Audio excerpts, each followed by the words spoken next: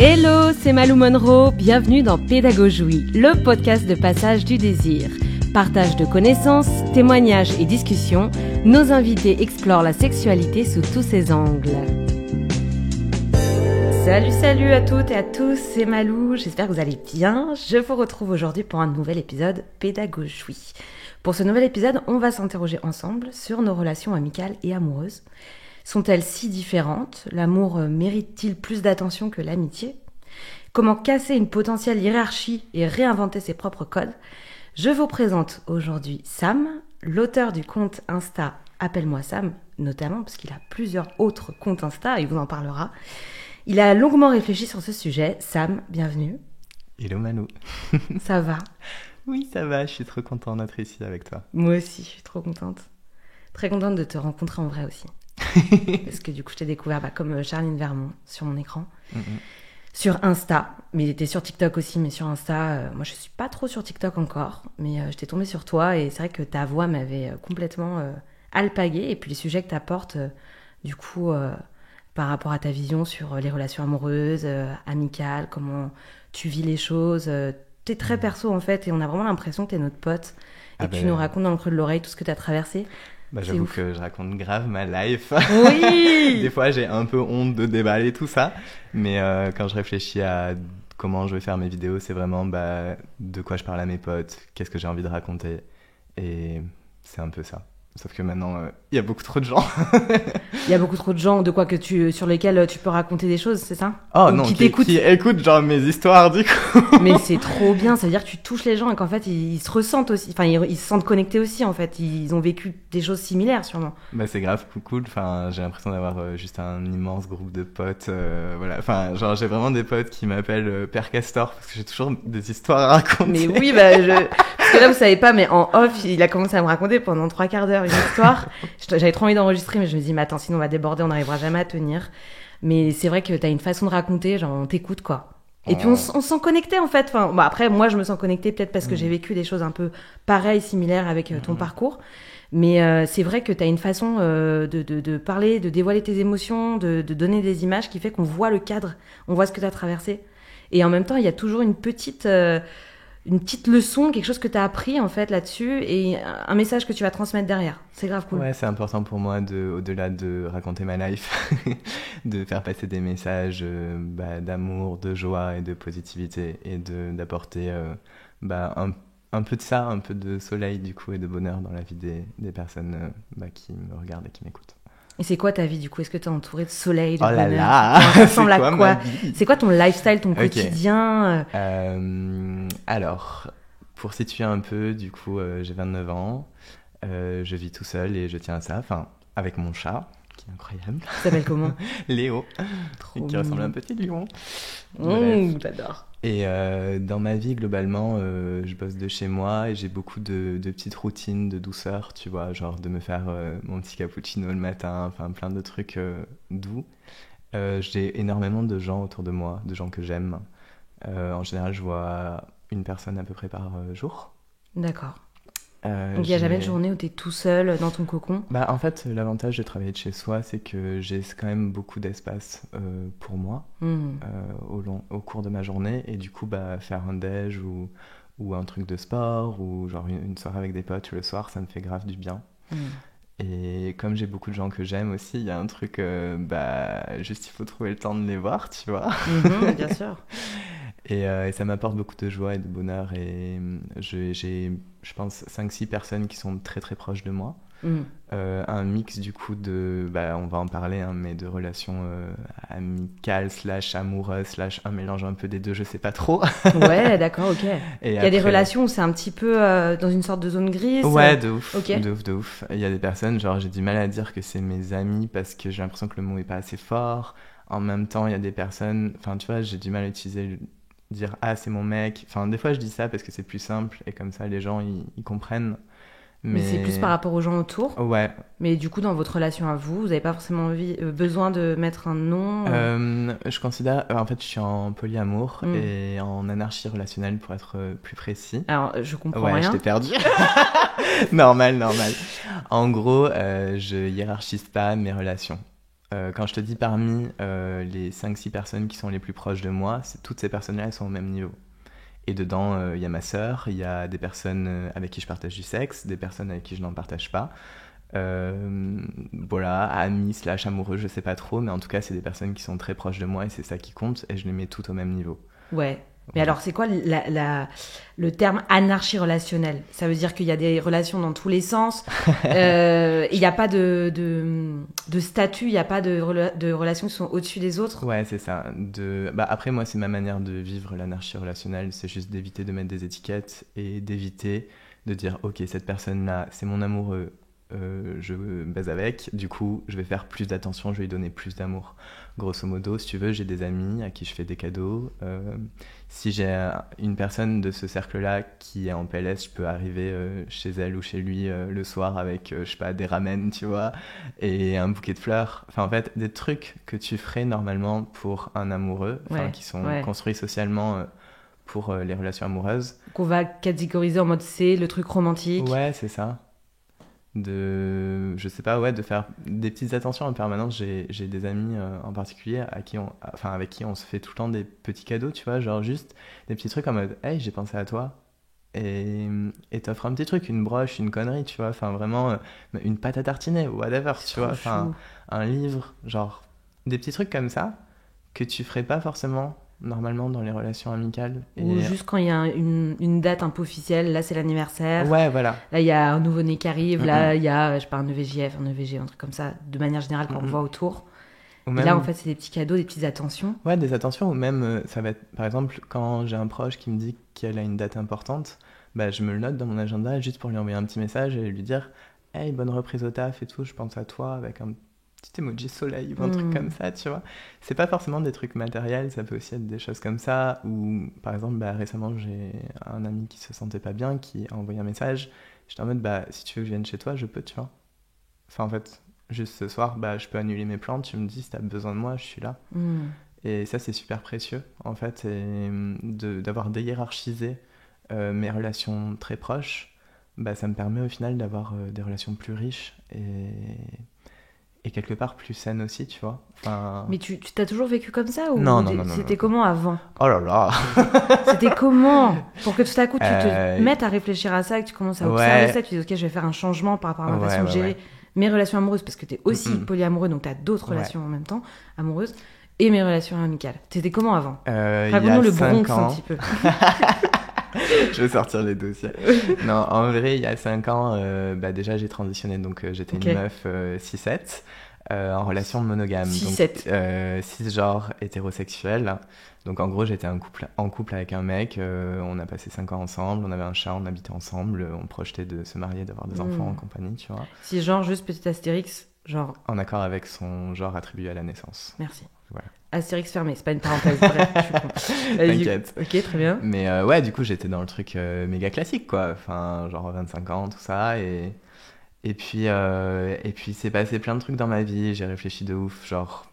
Et j'ai fini par transitionner. T'étais toujours en couple avec cette personne, du coup ? Ouais, ça n'a pas tenu à cause de ça. Parce qu'il était hétéro, il m'a dit, je me projette pas avec quelqu'un qui ressemble à un mec. Comment tu l'as vécu, ça ? C'est dur, en vrai, c'était grave dur. Parce que moi, j'étais en mode, je change pas, tu vois. Enfin, la personne que je suis, j'aime toujours les mêmes trucs. Et je raconte toujours les trucs de la même manière. Et je t'aime toujours de la même manière. Et je suis la même personne. Du coup, c'est super dur que la personne en face, elle te dise, moi, je me projette plus avec toi. Mais c'est pas grave, on guérit, on avance. et je lui en veux pas. Enfin, je pense que c'est ok. C'était une période de ma vie où on était bien ensemble et on était en accord. Et à la fin, on n'était plus en accord l'un avec l'autre. Mais comme pas dans grave. plein d'autres relations amoureuses, oui, c'est ça, qu'on vit, on évolue. Et... C'est ça, et je lui souhaite plein de bonheur et j'ai pas de rancœur contre cette personne. On t'aime. Exactement. Et on verra comme ça. Grave. Coucou. C'est ça, mais du coup j'ai transitionné, je suis passée aussi en polia. Alors avant ça, du coup avec ce mec là on est passé en polia ensemble, donc ça faisait 3 ans. Attends, quel mec ? Mon ex, du coup, avec qui je suis resté 5 ans. Mais parce que... Attends. Avant que je transitionne, pardon. Ok, avant que tu transitionnes. Donc avant la transition, t'es passé en polyamour. Ouais. En gros, un soir, je suis rentré, j'ai fait « j'ai vu cette vidéo sur YouTube, je peux te montrer ?» Ok. Et c'était la carologie qui parlait de polyamour, et j'étais en mode « T'en penses quoi ?» et tout. Et il m'a dit « Bah, en vrai, sur le principe, genre, je suis assez d'accord avec ça, tu vois. Mais dans la pratique, ça a l'air compliqué. » Et je suis en mode « Ouais, c'est vrai, ça a l'air compliqué. » Et 6 mois après, j'ai eu un crush sur un mec à la salle. Ouais, dur. Et du coup, j'étais là, qu'est-ce que je fais, tu vois? Ouais. Est-ce que je lui en parle? Est-ce que je lui cache? Est-ce que je fais rien et je suis frustrée parce que le mec, il est grave beau gosse et on vibe de ouf, tu vois? Ça vibe sur le tapis. Ah, de ouf, vraiment. Comment tu sens la salle que ça vibe? Bah... Réponds-moi très vite parce que je suis trop curieuse. Le mec, je sais pas, on a commencé à parler, il était grave cute, et ensuite il m'a fait « ça te dirait qu'on prenne un café ?» J'étais en mode « En vrai, why not, tu vois ?» Ouais. Et on a pris un café, j'étais en mode « Oh my god !» Et t'en as parlé du coup? Et du coup, j'ai décidé d'en parler à mon mec, et il m'a dit « Bah allez, ok pour le polia, on va Super, tenter. » trop bien. Et bah ça a duré 2 ans, tu vois, au final, c'est pas le polia qui nous a fait nous séparer. Ok. Et au début, on Et était la personne, excuse-moi, je te coupe, Ouais. la personne du coup que t'as daté en plus, Ouais. donc le fit, je sais pas qui c'est, je sais pas comment il s'appelle. Il s'appelait Farid. Farid, tu lui as dit du coup que toi tu étais dans un contexte Ah bah polyamoureux. je lui ai dit direct. Évidemment, toutes les personnes sont au courant. Ouais. Ah bah sinon c'est pas du polia, ça s'appelle juste tromper. Et voilà, c'est ça. Hein, donc toutes les personnes sont au courant. Ouais, non, dès que je suis dans un contexte de date ou qu'il y a possiblement moyen avec quelqu'un, genre de suite j'en parle en mode bah je suis en polia, et même si j'avais pas de relation, ce qui m'est pas arrivé, enfin j'ai toujours en général des relations avec des gens, mais je dirais clairement, enfin c'est un truc qui est pas négociable en fait. Et aussi j'ai pas envie que la personne se mette en polia pour moi. Ouais. Parce que c'est dangereux aussi, parce que moi, enfin, tu vois, ça crée des insécurités. Si la personne, elle se met en polia pour moi, bah, à tout moment, elle rencontre quelqu'un et elle se met en couple exclusif avec. Et moi, bah, je me sens grave abandonnée, tu vois. Bien sûr. Donc, c'est super important pour moi que les personnes bah, voilà, avec qui j'ai des relations intenses, amoureuses / sexuelles, bah, elles soient aussi sur ce mode de vie-là. Et c'est quoi, du coup, ce rapport du coup, au polyamour?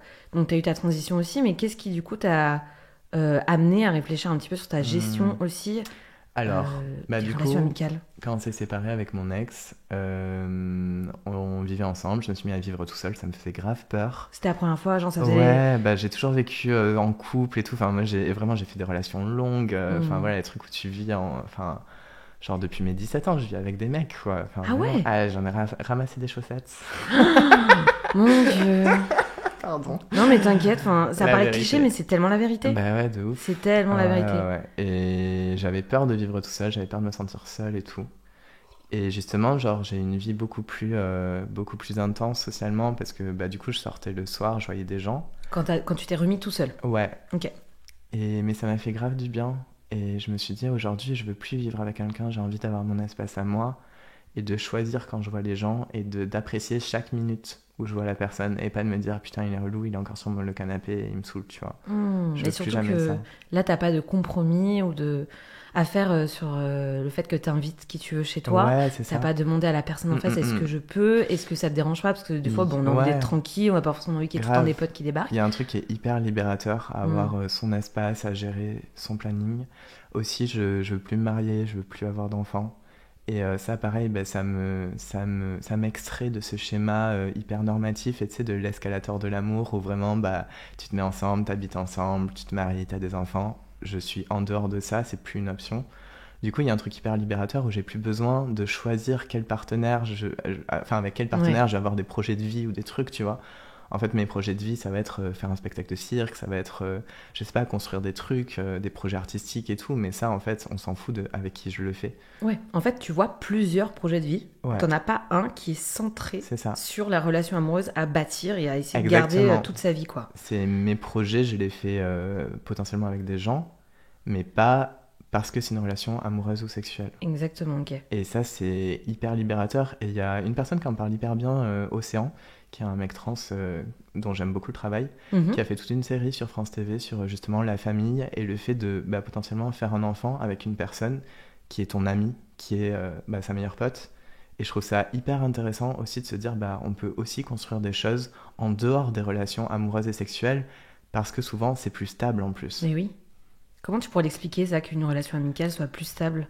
Je pense que c'est lié à tout le mythe romantique passionnel, tu vois, en mode l'amour, ça doit faire souffrir. Et il y a un truc qui est hyper difficile avec les relations amoureuses où on est sur un truc de bah, il faut que ça fasse mal pour que ce soit réel, il faut être jaloux pour que ce soit réel, etc. etc. Et c'est super triste parce que les gens ils se font du mal alors que c'est pas nécessaire. Et ça me fait penser à un mec que je voyais à un moment donné. On s'était embrassés, on avait failli coucher ensemble. Enfin bref, voilà. Tu peux y aller, hein. Tu peux te déballer. Hein. je déballe. Mais et au final, il m'avait dit, je pense que je préfère qu'on reste amis entre guillemets. Ouais. Parce qu'il veut pas défoncer le truc. Ouais, parce que je tiens trop à toi et j'ai trop peur de te perdre. Et à chaque fois, mes relations amoureuses, elles finissent mal. Et du coup, bah, ça me blesserait trop que tu sois plus dans ma vie. Donc, j'ai pas envie qu'on prenne ce risque. Et du coup, on était super proches, super intimes pendant super longtemps. Où genre, vraiment, non mais pour te dire le niveau, on dormait à poil en se faisant des câlins. Genre, est-ce que c'est vraiment... Enfin, c'est compliqué de dire, ouais, c'est mon pote. Putain, mais c'est parce que... C'est... Genre...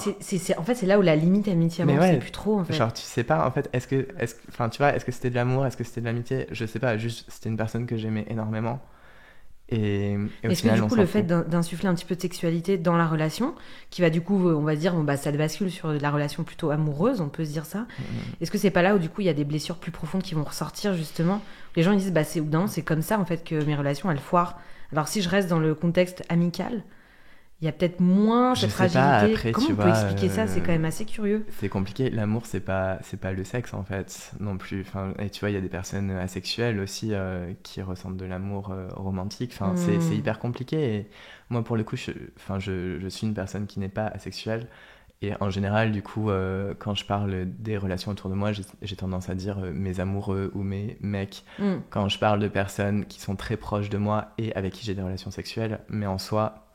ça me gêne, tu vois, enfin je suis juste en mode je sais pas, c'est juste des gens que j'aime.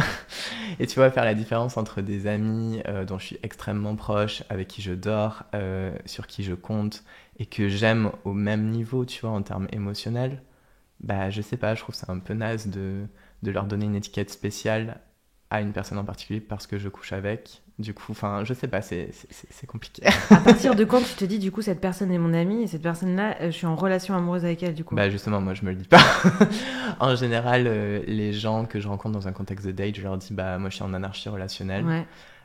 Du coup, j'ai tendance à pas mettre d'étiquette sur les relations. Maintenant, si ça te pose problème, on peut en mettre une.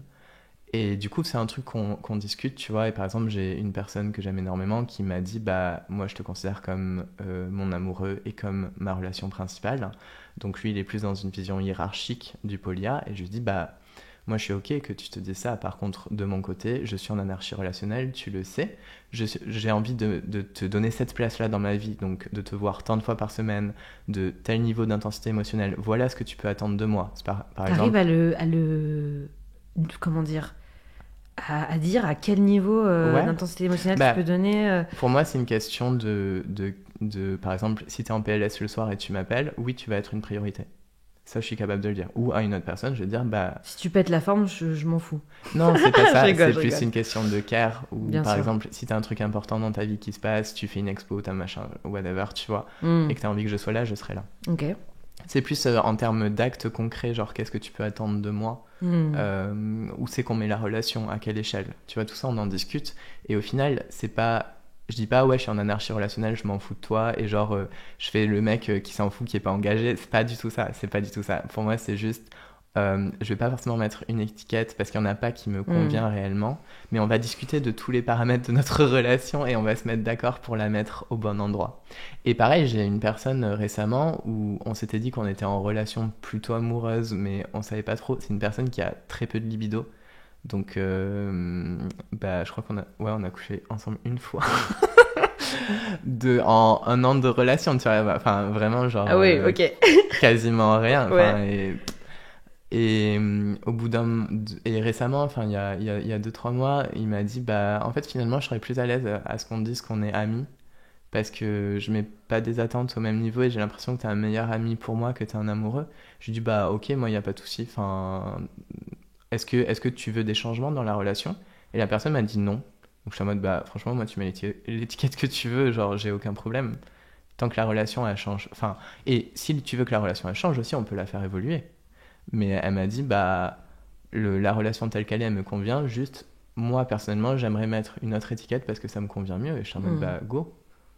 Et c'est trop bien, c'est une personne que j'ai encore dans ma vie, on est hyper proches, on se fait des câlins, tu vois, on est assez physique, mais en même temps, du coup, bah, on a mis, par exemple, on s'embrasse pas, genre sur la bouche ou quoi, et voilà, mais ça reste une personne dont je suis hyper proche et à laquelle je suis très attaché.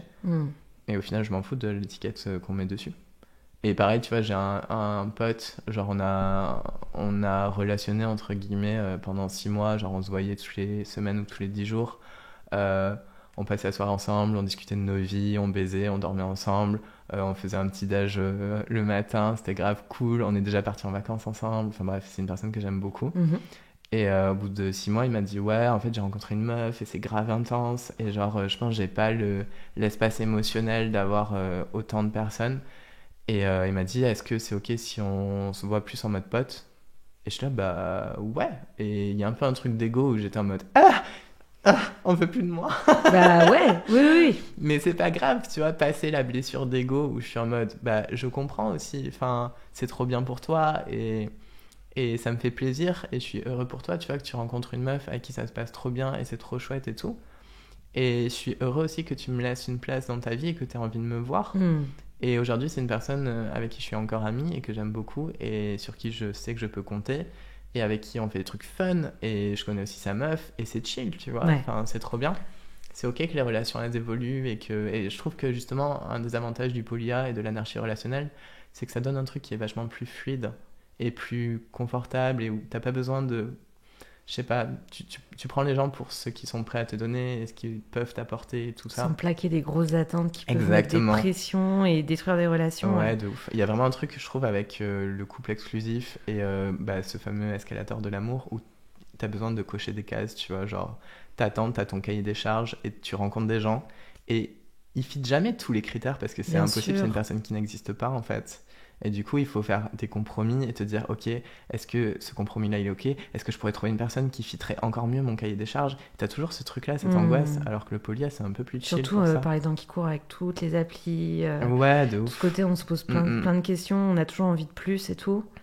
Et du coup, sauf que, on imagine toujours du coup juste une relation exclusive. Et donc, il va y avoir des frustrations qui vont se créer. Et puis la personne en face, elle pète un câble parce qu'elle peut pas répondre à tout, quoi. Exactement. Et c'est compliqué, tu vois, en termes de pression aussi, de me dire, ok, moi, il faut que je rentre dans ce cahier des charges-là, il faut que j'arrive à y répondre. Enfin, c'est compliqué, quoi. Et du coup, il y a un truc où moi, j'ai envie d'aimer les gens pour ce qu'elles sont, pas pour ce que j'ai envie qu'elles soient, tu vois. Ouais. Tu parlais tout à l'heure, tu disais que du coup, cette personne-là, elle n'arrivait pas à gérer toutes ces... Enfin, t'as dit quoi? T'as dit une gestion émotionnelle, un truc comme ça? Parce que c'est hyper intense, au final, de donner comme ça. Ouais. Autant dans des relations amoureuses, relations amicales... Tu as dit sur les réseaux que tu avais un pote à toi, lui, du coup, il s'était pas posé de question, il a fait, ok, je vais faire un tableau Excel et je vais tout lister et je vais expliquer du coup dans quelle catégorie cette personne est, je vais faire un peu une liste, est-ce que je lui donne de tel temps, toi, tu gères ça comment? T'as un tableau aussi ou comment tu fais? Parce que t'as l'air d'être entouré de tellement de monde. Ouais, j'ai beaucoup de gens, j'ai une chance immense d'avoir des gens très chouettes autour de moi et globalement d'avoir beaucoup de personnes qui ont envie aussi d'être proches de moi, donc ça c'est une chance immense et je suis hyper reconnaissant pour ça.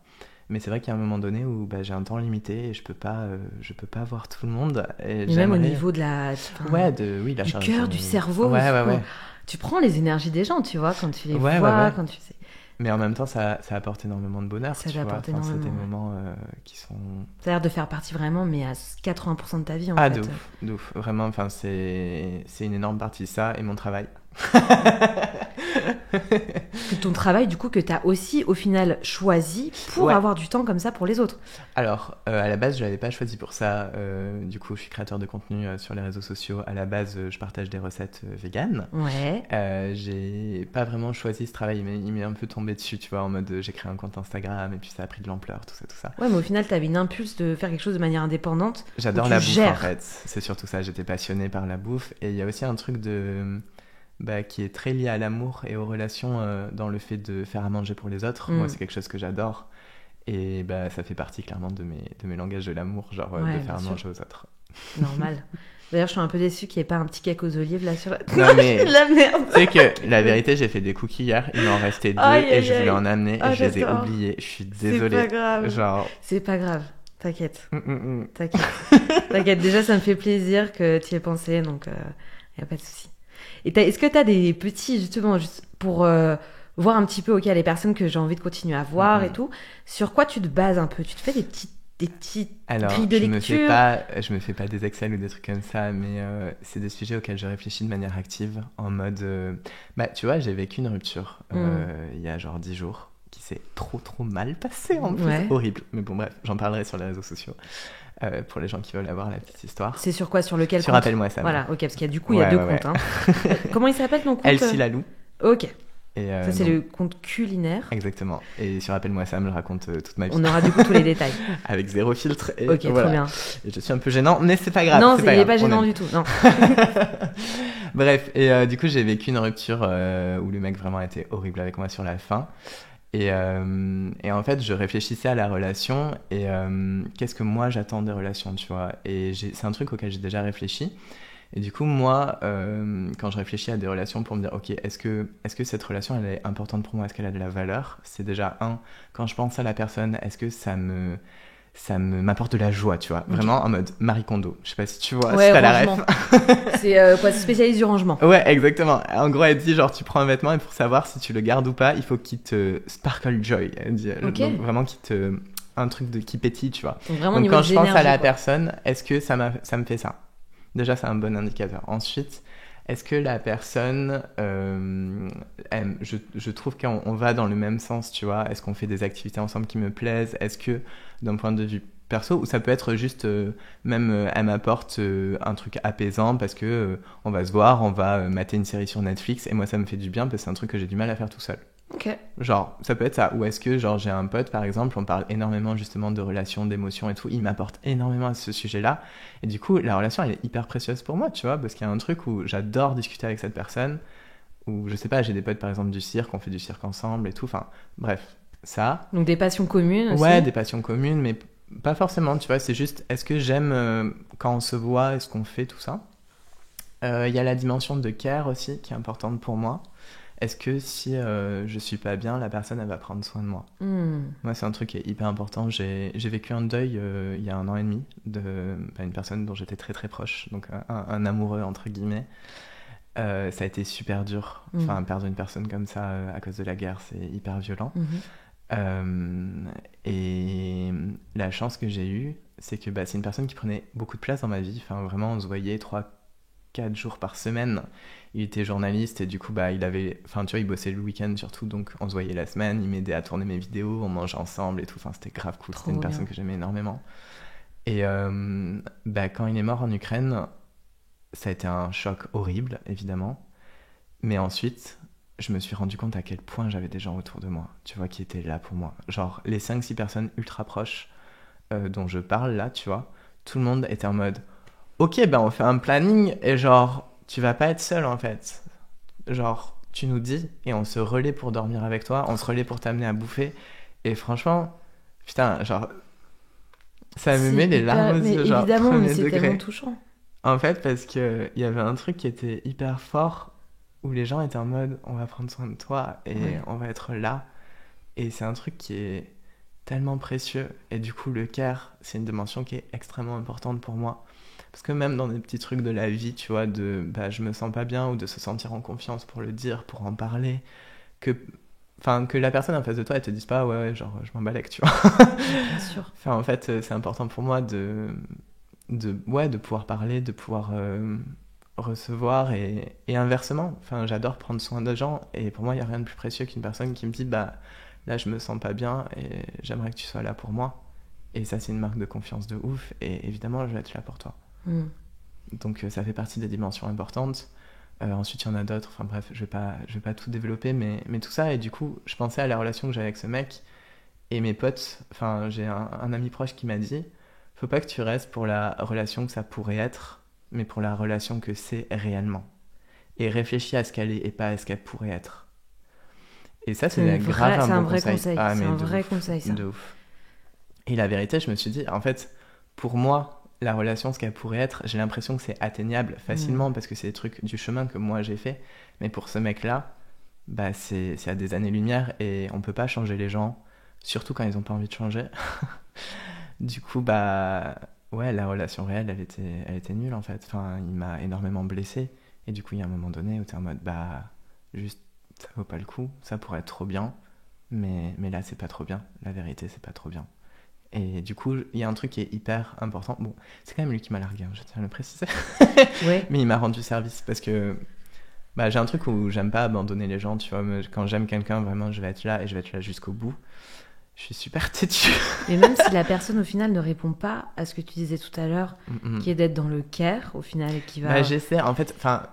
Disons que je vais finir par poser mes limites un jour, mais je vais parfois, t'as donner l'espoir que ça change. 46 chances à la personne. Ouais, genre c'est ça, vraiment, tu vas être dans je l'imagination. vais vraiment lui dire, ok, je te pardonne, ok, on peut faire comme ça, je vais te donner des outils, les modalités, qu'est-ce qu'on peut faire pour que toi tu te sentes bien, pour que ça te convienne, pour que ça nous convienne à tous les deux. Je vais vraiment m'adapter et tout, jusqu'au point où je vais dire, ok, là en fait, ça fait genre 46 fois que tu passes ma ligne rouge, ça suffit, et je te sors de ma vie. Mais du coup, 46 fois, tu te rends compte ouais, la résilience ouais. que t'as quand même? Bah... Et en même temps, tu vois, c'est chouette, il y a un truc, justement, ce mec-là, je lui ai fait, du coup, c'est lui qui m'a largué, et honnêtement, je le remercie parce que je me serais accroché pendant des mois, et ça aurait été hyper dur. Il a tout coupé d'un coup, et je lui ai rédigé un long message pour, pour poser les choses, tu vois, parce qu'on n'a pas eu le temps de s'expliquer, il m'a pas donné l'espace de parler, d'exprimer les émotions. Ouais, c'est dur. Ça, c'est aussi très important, quelqu'un en face qui te laisse l'espace de les exprimer. Ouais, c'est hyper dur. Surtout que je me sentais hyper proche de lui, je l'ai laissé prendre une place énorme dans ma vie, même bref. Donc c'était beaucoup de place pour lui, et toi, quand tu essaies de prendre de la place, c'était compliqué. Ça a été une relation hyper compliquée sur la fin. Mais bref, il y a un truc que je lui ai dit dans le message, c'est je regrette pas. Je regrette pas l'honnêteté, la sincérité, l'optimisme. Je regrette pas de t'avoir aimé sans me protéger. Parce que aimer intensément, c'est prendre le risque de se blesser. Mais je pense que ça vaut le coup, parce que c'est comme ça qu'on laisse naître des belles choses, qu'on donne une chance aux gens. Et je suis tellement heureux de savoir, tu vois, que mes proches, ils ont le droit à faire des erreurs. Ils ont le droit à merder et à bénéficier de cette confiance et de cet optimisme et de savoir que moi, je peux avoir la même chose, qu'en retour, je peux aussi attendre de la bienveillance de leur part, que j'ai le droit de merder, j'ai cet espace-là dans mes relations proches, de faire de la merde et de dire putain, je suis désolé, je suis trop con, genre je suis désolé de t'avoir blessé et que la personne me dise bah c'est pas grave, je t'aime, merci de t'en rendre compte et on avance. C'est ça. Et ça, c'est trop précieux, tu vois. Et c'est un truc, du coup, bah, cet optimisme et cette confiance renouvelée envers les autres, je pense que c'est hyper précieux et je préfère prendre le risque de me blesser que de me surprotéger et de pas laisser leur chance aux gens. Magnifique.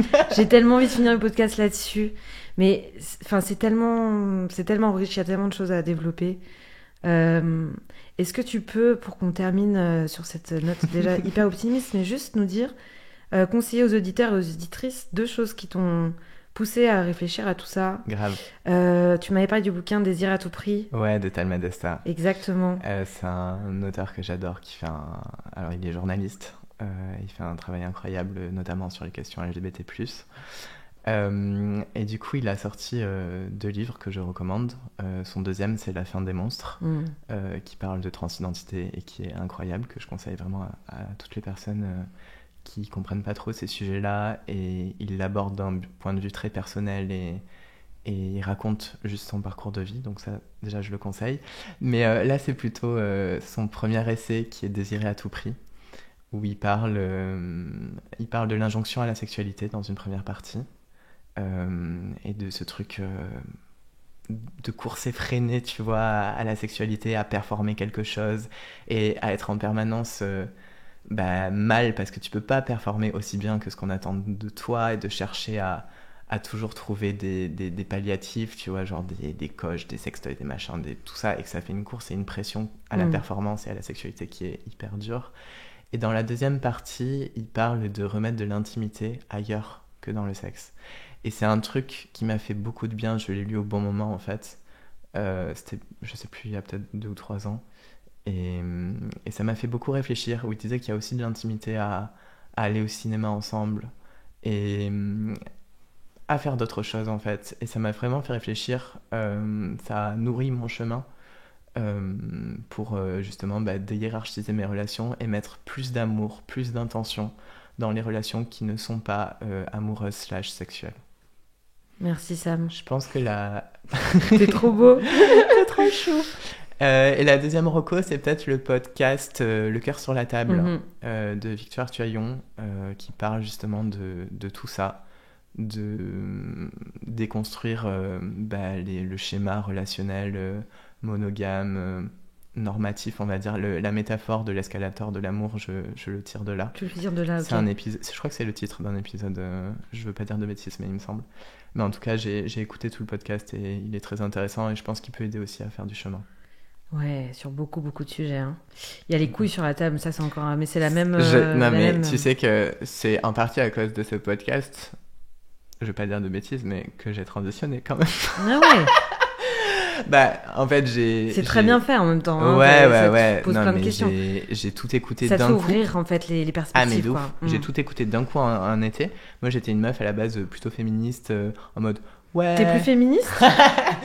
Non, mais non. Ce que je veux dire, c'est que j'étais une meuf qui se considérait comme féministe, mais qui n'était pas du tout éduquée sur les sujets de genre et compagnie. Et je me rendais compte qu'il y avait un problème, mais je me rendais pas compte à quel point.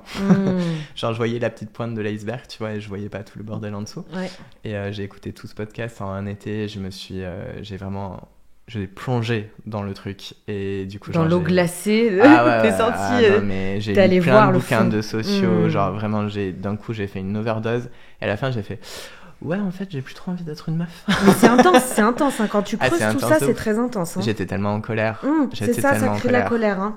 Parce qu'en même temps tu dis t'es en train d'ouvrir les yeux sur plein de trucs. Ouais, sur l'injustice en fait. C'est ça. Et c'est vrai que c'est et tu peux pas y échapper et c'est un truc qui est hyper dur dans le fait d'être une femme et d'être perçue comme une femme, c'est que tu peux jamais y échapper.